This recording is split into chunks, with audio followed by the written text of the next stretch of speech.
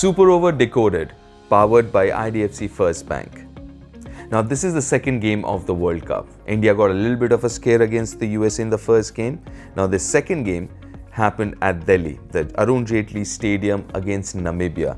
Now, Namibia, associate nation, India was not supposed to have a lot of trouble winning this game.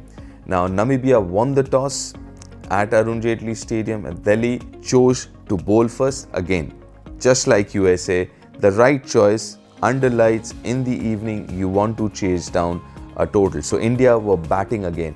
Now, a mixed package as far as India was concerned before this game. Jasprit Bumrah fit and ready to go. So that was one. Secondly, Washington Sundar, who was injured for a very long time, he's back and he's available for selection and he's ready to go. But unfortunately, the negative news that came out was that Abhishek Sharma was unwell, and that's the reason he did not play in this game. So Jasprit Bumrah gets back into the side in place of Siraj, and on the other side, Sanju Samson gets an opportunity in place of the unwell Abhishek Sharma. Now India are batting first, Namibia bowling after winning the toss. Now, India batting on a pitch again which looked like a high scoring, which again Arun Jaitley Stadium is, Delhi Stadium. There is a lot of runs which are scored. The pitch looked really good. But another opportunity for Sanju Samson, who after a few low scores did not play the first game because Ishan Kishan, Tilak Verma and obviously Abhishek Sharma. But in the absence of Abhishek Sharma, another big opportunity for Sanju Samson, who started off well, started looking good, got to 22. But then flattered only to deceive. He got out early, but then it was a good start. At one stage was 104 for just 2 wickets when Ishan Kishan's wicket fell.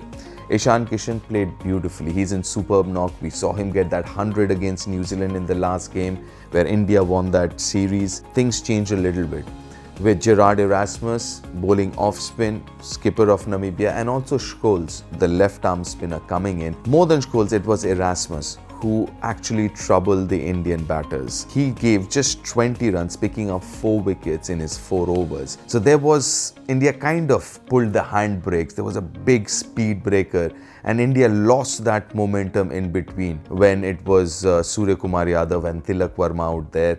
That phase in that middle, suddenly, where India were looking to get to 230-40, suddenly looked in a little bit of a trouble. But then after that, another half century from Hardik Pandya and his partnership with Shivam Dube made sure that India got past that 200 mark. While did not get to 30-40, which initially looked like India would get to, but India finally got to 209 in their 20 overs, which looked quite good. Now, India were defending 209, which was a decent total. But then Namibia started off really well. 57 for 1 in the power play, as in the first 6 overs.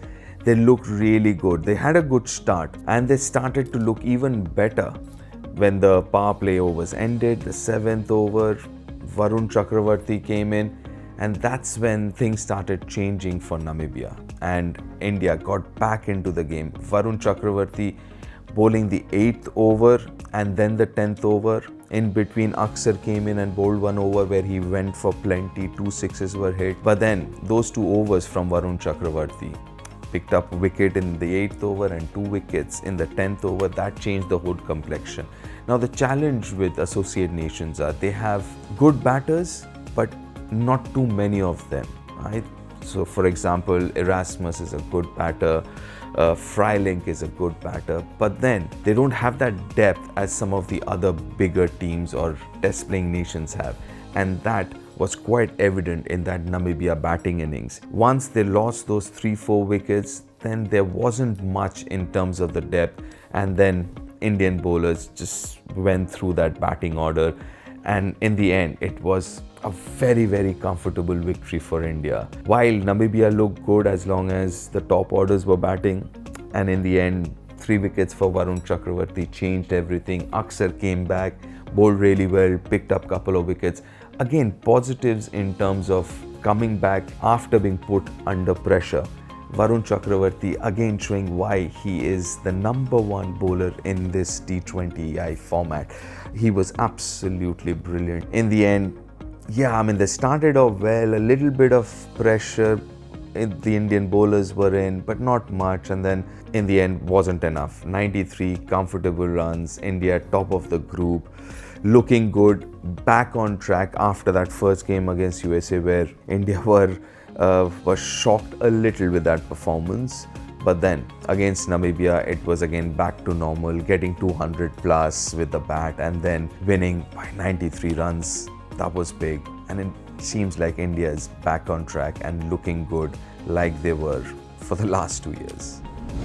Before we move to the turning point of the match, let's talk about decisiveness. In T20 cricket, hesitation costs you the game. When there's a scoring opportunity, you take it. When there's a chance to break partnership, you act instantly. Timing is everything, and finance works the same way. When you need funds, you shouldn't have to wait endlessly for approvals. The process should be quick, clear and reliable. With First Money Smart Personal Loans by IDFC FIRST Bank, you get dispersals in just 10 minutes. Because when the moment demands action, speed makes all the difference. Well, India were not really pushed in this match by Namibia, so never really under pressure. So turning point wise, yes, couple of them you can think of is one, when the run rate came down a little bit, 124 for 4. Then Hardik came in, joined by Shivam Dube. And that partnership I thought was extremely good. 81 run partnership in roughly 6.2 overs. And then again, when India were looking to get to again back to that 230, 240, last 5 overs were really poor for India. India managing only 20 odd runs, losing 5 wickets. It wasn't that great, but that partnership made sure, even though India did not finish well, still got 209 runs on the board. And especially that Hardik Pandya innings, he just looked destructive at his best. So that innings from Hardik and that partnership along with Shivam, I think was a really good one.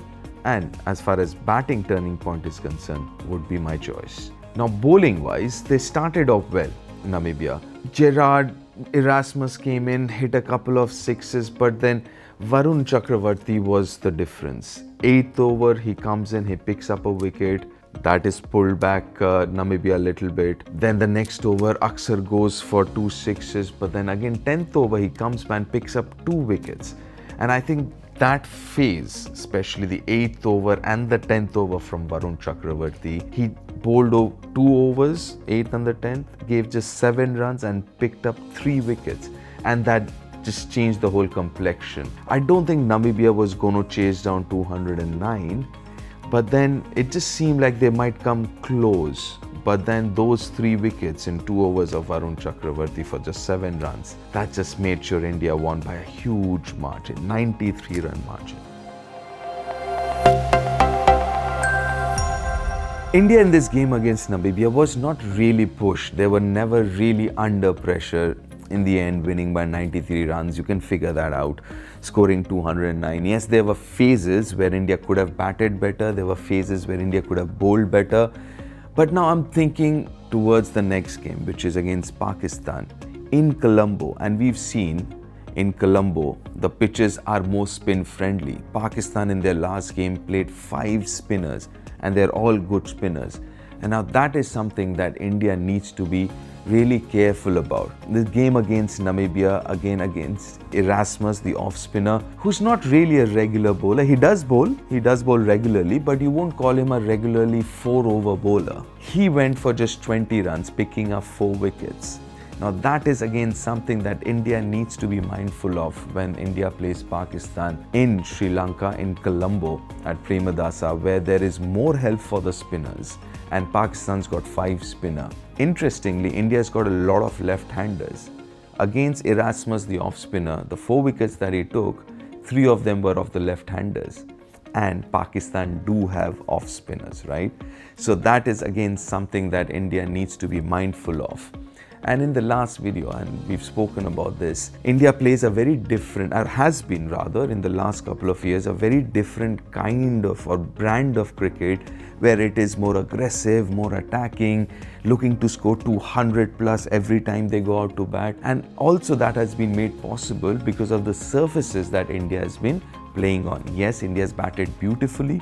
The mindset has changed. Accordingly, the players have come in as well, likes of Abhishek Sharma and everyone else. But then, can India and will India change their tempo based on conditions? And that is, for me, the key going forward. We saw that in the game against USA on a tricky pitch. India did, especially Surya Kumar Yadav did. Against Pakistan in Colombo, that would be India's big challenge. On a spin-friendly pitch, on a pitch where 200 might not be possible, with 5 spinners that Pakistan has got, how does Indian batters bat? What tempo do they bat? Do they still play that aggressive cricket but sensible at the same time? Being attacking and sensible can happen at the same time as well. So that is something that India needs to watch out for, because the other advantage that Pakistan would have, they've played 2 games already in Colombo. So they are used to those conditions. Maybe India is not. So that is something that is, I'm quite intrigued to watch out for. How does India bat against spin on spin-friendly conditions and quality spinners? That's going to be India's next challenge. Thanks for watching Super Over Decoded, initiative by Elite Sports.